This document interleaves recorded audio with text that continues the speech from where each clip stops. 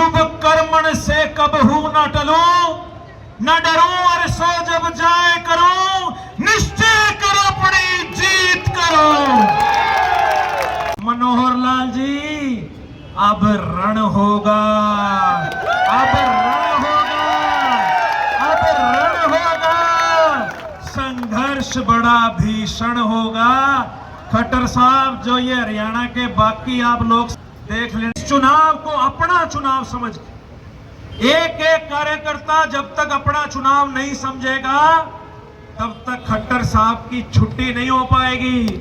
और बीजेपी ने तो इन्हें मुख्यमंत्री के पद से हटाया है। मैं तो, क्योंकि मेरे से उम्र में बड़े हैं, मैं सम्मान करता हूं, मैं तो इन्हें बाइज्जत रिटायर करके करनाल से भेजने का काम करूंगा।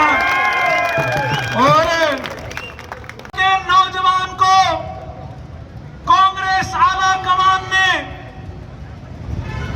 करनाल लोकसभा से कांग्रेस का प्रत्याशी बनाया है। मैं कांग्रेस आला कमान का, हमारे राष्ट्रीय अध्यक्ष श्री मल्लिकार्जुन खड़गे जी का, यूपीए की चेयरपर्सन मैडम सोनिया गांधी जी का, कांग्रेस के पूर्व राष्ट्रीय अध्यक्ष श्री राहुल गांधी जी का और हरियाणा के बब्बर शेर नेता चौधरी भूपेंद्र सिंह हुड्डा जी का, हमारे प्रदेश अध्यक्ष चौधरी उदयभान जी का और मेरे जैसे साधारण से परिवार के नौजवानों को हमेशा आगे बढ़ाने का जो व्यक्ति काम करता है, मेरे हर दिल अजीज नेता चौधरी भूपेंद्र सिंह हुड्डा जी का, दीपक बाबरिया जी का और समस्त कांग्रेस की लीडरशिप का मैं धन्यवाद करता हूं कि मेरे जैसे परिवार से जो नौजवान आता है शायद सपने में भी ये बात नहीं सोचता कि इतनी छोटी सी उम्र में कांग्रेस पार्टी ने जिस प्रकार से मेरे पर विश्वास जताकर मेरे को करनाल के अंदर आपकी सेवा करने का जो मौका दिया है, ये बात मैं इसलिए कह रहा हूं क्योंकि मैं बताना चाहूंगा, मेरे घर में आज तक किसी ने एमसी का भी चुनाव नहीं लड़ रखा। मेरे घर से आज तक कोई पार्षद तक नहीं बना, कोई सरपंच तक नहीं बना, लेकिन पिछले 12 सालों से हरियाणा के नौजवानों की आवाज को इस मनोहर लाल खट्टर सरकार के सामने बुलंदी से उठता आया, तो पार्टी ने यह निर्णय लिया कि एक क्लर्क के बच्चे को, एक क्लर्क के लड़के को, एक अध्यापिका के लड़के को कांग्रेस पार्टी ने इतनी बड़ी जिम्मेवारी दी है। मैं सारी उम्र का कांग्रेस पार्टी का कर्जदार हूं। मैं सारी उम्र का कांग्रेस के प्रत्येक उस कार्यकर्ता का कर्जदार हूं जिन्होंने मेरे पर विश्वास जताकर आज ये मुझे जिम्मेवारी दी है। मीडिया के साथी, जब मैं यहां से आ रहा था तो हर साथी मेरे से बात करना चाह रहा है। आपके मन में कई सवाल हैं और मेरे मन में भी तूफान जैसे जवाब हैं। मेरे से कई पत्रकारों के फोन आए, सबने पूछा कि जी आपके सामने हरियाणा के पूर्व मुख्यमंत्री मनोहर लाल खट्टर जी चुनाव लड़ रहे हैं, आपको क्या लगता है कि जो व्यक्ति 9.5 साल प्रदेश का मुख्यमंत्री रहा, क्या आप उन्हें टक्कर दे पाएंगे? तो मैंने कहा कि ये जो आज टिकट मिली है ये मेरी कोई पहली टक्कर नहीं है खट्टर साहब के साथ। पिछले 7.5 साल से मनोहर लाल खट्टर से 2-2 हाथ करता आया हूं। आशीर्वाद सदा मेरे सिर पर रहता है। मेरी माता जी इस दुनिया में नहीं है, उनका आशीर्वाद सदा मेरे सिर पर रहता है। 3 बार अपनी इस उम्र में, 31 साल की उम्र में 3 चुनाव लड़े हैं और ईश्वर ने हमेशा मेरी बाजू पकड़ी है।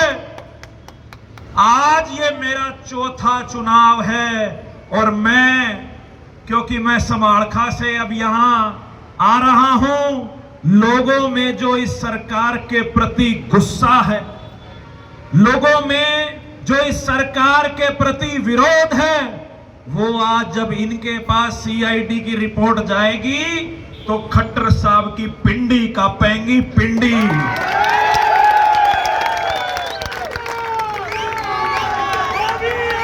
की कुर्सी से उतार दिया। मैं तो ये कहता हूं कि एक फिल्म आई थी और सेटमैक्स पे अभी भी आती है, जिसमें अनिल कपूर एक दिन का मुख्यमंत्री बनता है। एक दिन का मुख्यमंत्री। उस फिल्म में देखो कितनी ताकत होती है मुख्यमंत्री के पास। अरे ये तो 9.5 साल रह गया। 9.5 साल में जे हरियाणा की जनता को खुश नहीं कर पाया तो अभी ये भला क्या कर लेगा। इस बात के ऊपर भारतीय जनता पार्टी के केंद्रीय नेतृत्व ने मोहर लगा दी। रातों रात बेइज्जत करके भाजपा के केंद्रीय नेतृत्व ने मनोहर लाल खट्टर जी को सीएम की कुर्सी से उतार दिया। एक सवाल मैं करनाल की जनता से पूछना चाहूंगा। जिस व्यक्ति के माथे पर भारतीय जनता पार्टी ने ही रिजेक्टेड की मोहर लगा दी हो, वो भला अब सांसद बन के हमारे बीच में क्या करे। मुझे कांग्रेस के प्रत्याशी मैदान में नहीं आए, मजा नहीं आ रहा।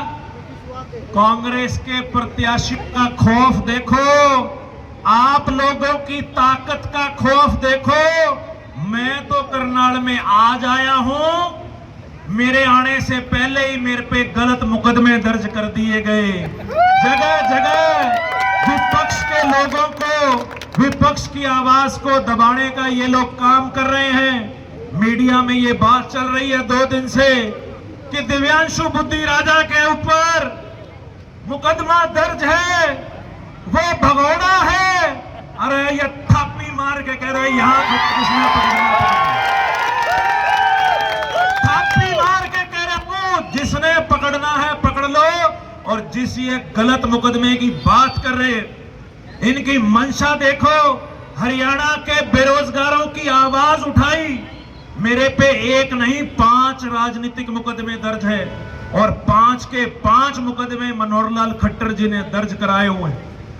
जिस मुकदमे की ये बात कर रहे हैं, अगर मैं भगोड़ा होता, ये खड़ा चौराहे के ऊपर, और कल डीसी एसपी को मैंने लेटर लिख के बकायदा कहा कि मैं दिल्ली से करनाल आ रहा हूं, ये झूठे प्रोपेगेंडा फैलाते हैं, बदनाम करने की कोशिश करते हैं, छवि खराब करने की कोशिश करते हैं। और जो मुकदमा भी इन्होंने दर्ज कर रखा है, उसकी कानूनी लड़ाई भी मैं लड़ रहा हूं। वो मुकदमा गलत है।